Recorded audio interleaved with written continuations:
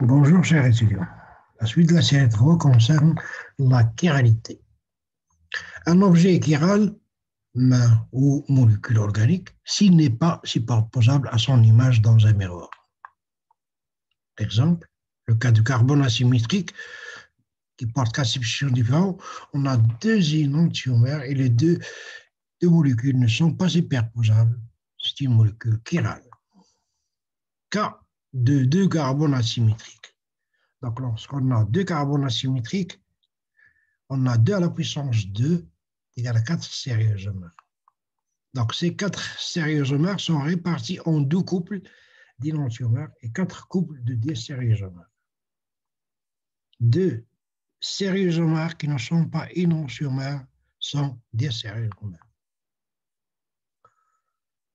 Donc, on voit ici la relation entre les 4 sérieux-isomères. Donc, 2 couples d'énantiomères. Donc, voilà, 2 couples d'énantiomères. Donc, voilà le premier couple, le deuxième couple d'énantiomères. RR, SS et RS, SR. Et 4 couples de désérieux-isomères. Bien sûr, les couples de désérieux-isomères, vous avez 4. Voilà, le premier couple, le deuxième, le troisième et le quatrième. Cas particulier, lorsque vous avez 2 centres asymétriques ou bien 2 carbones asymétriques identiquement substitués, c'est-à-dire qui portent 4 substitutions différentes. 4 substitutions qui portent les deux des substitutions qui sont les mêmes. C'est le cas ici. Donc ici, vous avez une molécule qui porte le premier carbone, porte les mêmes substitutions que le deuxième carbone. Donc dans le premier pas, on a un plan de symétrie. Donc la molécule, elle est superposable à son image et on a l'apport maison inactif. Là, vous avez les deux composés qui ne sont pas superposables et ils forment 2 énantiomères. Donc, la configuration R et SS ou SS présente un plan symétrique. C'est une molécule achirale. Donc, au total, on n'aura dans ce cas que 3 isomères. Maintenant, on va voir l'exercice 5. Pour qu'une molécule soit chirale, il faut qu'il ne soit pas superposable à son image par rapport à un miroir. Donc, prenons le premier exemple. Donc, on fait l'image de la molécule. Donc, voilà la molécule A, voilà son image. Et si on tourne la molécule d'un angle, si on tourne la molécule dans le plan, d'un angle de 180, on tombe sur la molécule de départ. Donc, A et A' sont identiques. La molécule, elle est achirale. Le deuxième exemple, donc ici, vous avez l'image de B, c'est B', et vous voyez, comme vous le voyez, ça se voit clairement que la molécule B et B' sont identiques, donc la molécule et son image sont identiques, donc c'est une molécule achirale. Donc, c'est une molécule qui présente une symétrie, elle est achirale. Donc, dans A, on a un centre de symétrie, donc bien sûr, on a un centre de symétrie, c'est pour ça que la molécule elle est achirale. Et dans B, on a un plan de symétrie. Prenons le cas du carbone asymétrique et la molécule C. Voilà son image. Donc, lorsqu'on tourne cette image suivant l'axe C, qui lie le C du OH avec le C du carbone asymétrique, on tombe, on obtient, c'est-à-dire on peut tourner le CH3 de l'autre côté pour faire une comparaison. Lorsqu'on tourne la molécule de 60 degrés autour de l'axe vertical, on obtient la même molécule. Donc, sont identiques. Molécule achirale, la molécule est symétrique, plan symétrique. Donc, voilà un plan symétrique qui va passer par les deux, la molécule C et H. On va montrer ça, le plan de symétrie. Donc voilà, vous avez ici, on tourne la molécule, on va mettre les CH2H dans le plan. Mais vous voyez que ce plan-là, c'est un plan symétrique. Plan qui passe par H et le milieu du groupement CH2. Prenons le cas de la molécule D. Donc, D est son image, voilà son image. Et on va tourner pour faire la comparaison d'un angle de 180 pour amener le CH2 de l'autre côté de la même manière que celui-là. Et on voit ici que les deux composés diffèrent par les substitutions avant et arrière. Et on aura l'image D n'est pas superposable à la molécule de départ. Et D est une molécule chirale. Il ne présente pas de symétrie. Prenons le cas maintenant où vous avez deux carbones asymétriques. Donc, on va faire l'image de la molécule E qui possède deux carbones asymétriques. On va faire l'image et on essaie de faire la comparaison maintenant. On fait tourner la molécule entièrement de telle sorte à amener le OH vers le haut pour faire une comparaison et le OH qui est en bas pour faire une comparaison. Donc, une fois que vous tournez la molécule, on tombe sur la molécule E de départ. Donc, E et E' sont superposables, donc cette molécule est achirale et la molécule est symétrique, plan symétrique. Et on va voir le plan symétrique. Donc voilà, si on tourne autour de ce carbone-là, si on en met le OH en haut, c'est-à-dire on en met le OH en haut, et on obtient une molécule qui est totalement symétrique. La molécule F et son image, donc on essaie de tourner la molécule autour d'un angle de 180 dans le plan. Donc ça donne une molécule de la part suivante, F'. Si on fait la comparaison, donc on voit que la molécule ici, donc les CH3, donc la molécule, elle est achirale. Elle est chirale.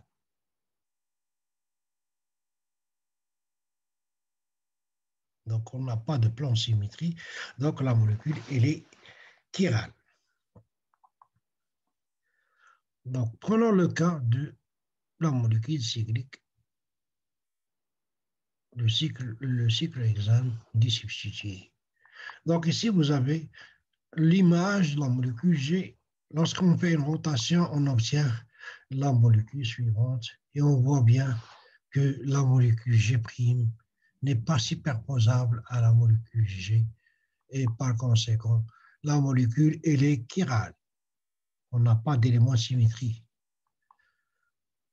Par contre, la molécule suivante, H, son image, lorsqu'on fait une rotation autour de 180 horizontalement, verticalement, on obtient une molécule qui est semblable à la première.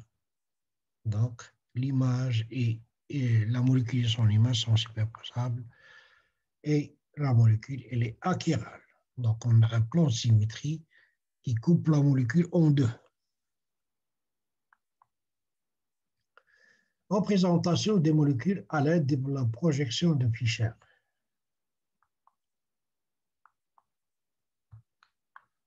La représentation de Fischer est utilisée pour représenter un ou plusieurs carbones asymétriques ou bien tétraédriques dans le plan. Par convention, donc on prend la chaîne carbonée la plus longue se place verticalement. La chaîne carbonée la plus longue, on le place sur la verticale.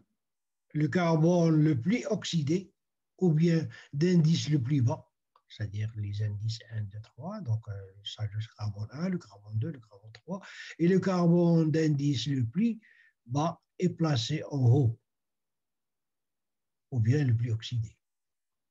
Le carbone ou les carbones asymétriques sont placés dans le plan, donc ils sont placés sur le plan. Les liaisons verticales sont en arrière du plan, donc les liaisons verticales ils sont en arrière, ces deux liaisons-là, ils sont en arrière du plan, et les liaisons horizontales sont en avant du plan. Représentation d'un carbone tétraédrique.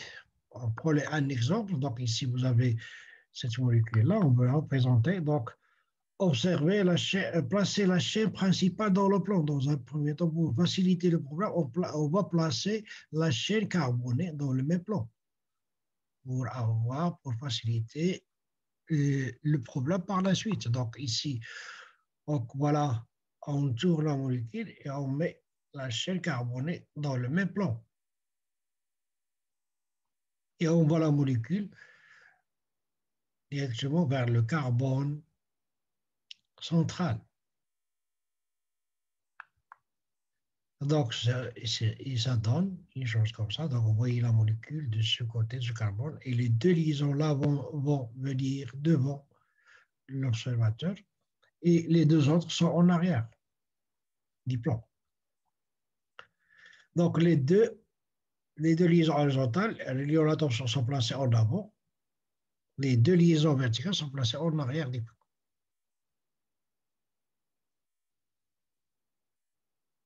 Et on projette ensuite et on aura la molécule en présentation Fischer. Cas de plusieurs carbones asymétriques. On choisit par convention la conformation la plus éclipsée possible de la chaîne carbonée principale de la molécule. Exemple, donc ici, si je prends cette molécule-là, je vais représenter Fischer. Donc la première des choses, on va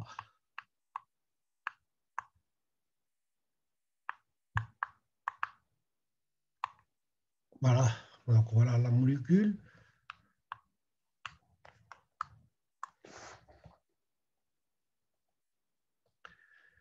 Donc on essaie de mettre la chaîne carbonée dans le plan.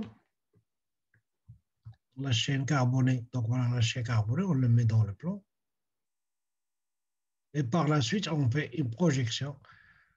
Donc, c'est-à-dire, on va voir la molécule d'en haut, l'observateur est placé en haut, et on aura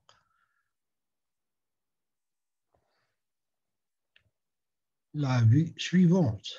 Et ça correspond donc les liaisons. On met les liaisons sur la chaîne carbonée, ils sont dirigés vers l'arrière, et les autres liaisons sont en avant. On aura la représentation suivante. Donc pour l'exercice 6, on vous demande de représenter la molécule A en Fischer. Donc voilà, la molécule est présentée en perspective. On va faire une rotation autour de l'axe du carbone 3. On va faire tourner le carbone 3 pour avoir la chaîne carbonée la plus longue dans le plan.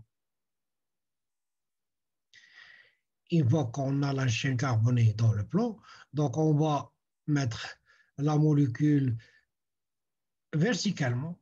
On va la tourner verticalement. Donc voilà, les CO2H, donc on va tourner la molécule verticalement et on va ensuite la tourner d'un angle de 90 pour avoir les deux substitutions de la chaîne carbonée derrière le plan. Et on fait par la suite une projection et on obtient la représentation en Fischer. Donc pour l'exemple 2, donc on a déjà la chaîne carbonée qui est dans le même plan, mais là, on a le carbone d'indice le plus faible, il est placé vers le bas. Donc, il faut tourner la molécule. Donc, on tourne d'un angle de 180 pour amener le CHO en haut et le CH2 en bas. Donc, ça donne maintenant une molécule dans laquelle le carbone le plus oxydé ou bien d'indice est placé en haut. Et on va faire une projection, c'est-à-dire une rotation de 90 suivie d'une projection et on va obtenir la représentation en perspective de la molécule B. Pour la molécule C, c'est une représentation en Newman, donc on est obligé de passer à la représentation en perspective. Donc voilà, on passe à la représentation en perspective. Une fois qu'on a la représentation en perspective, on essaye d'avoir la chaîne carbonée la plus longue dans le plan. Et par la suite, on essaie de, de placer la molécule horizontalement et faire la projection.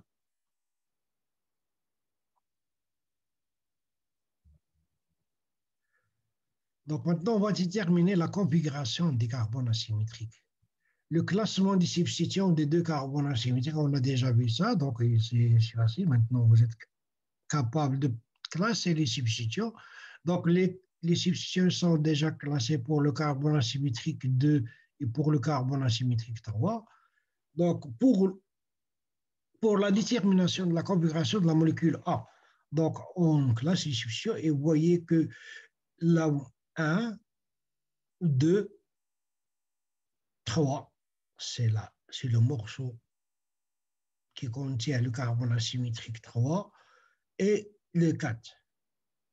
Donc, on attribue directement la configuration ROS à partir de la configuration, à partir de la représentation de Fischer, sauf ici. Donc, si on tourne dans le sens trigonométrique, on obtient une configuration S. Cette configuration S sera inversée du fait que l'hydrogène ici, elle est schématisée dans la représentation de Fisch et il se trouve en avant du plan. Donc, le plus petit substitution, elle est en avant. Même chose ici. Donc, lorsqu'on tourne, donc vous avez ici 1, 2, 3, c'est une configuration R. Donc, R, 1, 2 et 3, c'est un R. Donc, on le marque et ça, c'est la configuration inverse du fait que le plus petit substitution est placé en haut, en avant. Et la configuration finale est 2R, 3R.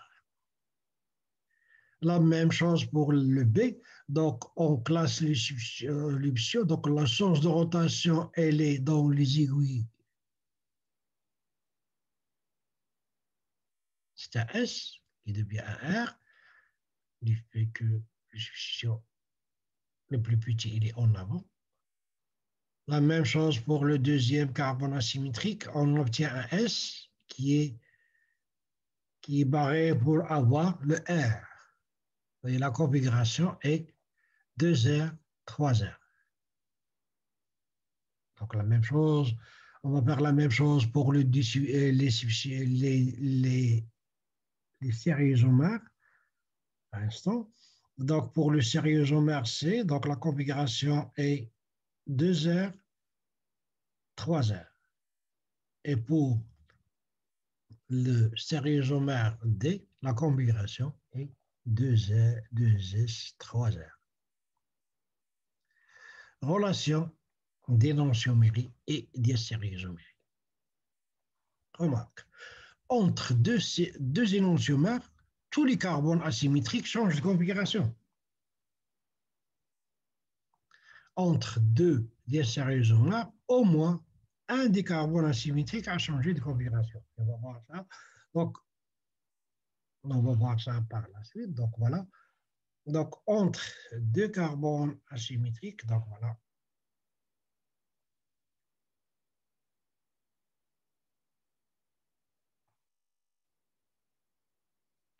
Donc, entre deux énantiomères, tous les carbones asymétriques changent de configuration. C'est-à-dire, lorsqu'on fait l'image, le carbone qui a la configuration S devient un R et le carbone qui a une configuration R devient un S. Dans le cas d'énantiomère. Dans le cas de diacéréisomère, on a au moins un dicarbone qui est différent de l'autre carbone. Par exemple, si on compare A et B, donc la configuration A, c'est 2R, 3R, 3S, et la configuration de B, c'est 2R, 3R. Donc le carbone 3 a changé de configuration. Donc, on a un carbone qui a changé de configuration, c'est-à-dire il faut comparer les numéros. Donc le 3 a changé de configuration, donc sont des diacérisomères. Pour le A et D, donc le 2R, 3S et le 2S, 3R. Donc, on voit le carbone 1 a changé de configuration. De même, le carbone 2 a changé de configuration. Et les deux carbones ont des configurations inverses. Donc, ce sont des énantiomères. Pour le B et C, donc 2R, 3S, 2R, 3S. Donc, ils ont la même configuration, donc identique ou bien conformaire. Donc, si vous voyez bien dans le schéma, donc vous voyez qu'ils ont des conformations différentes.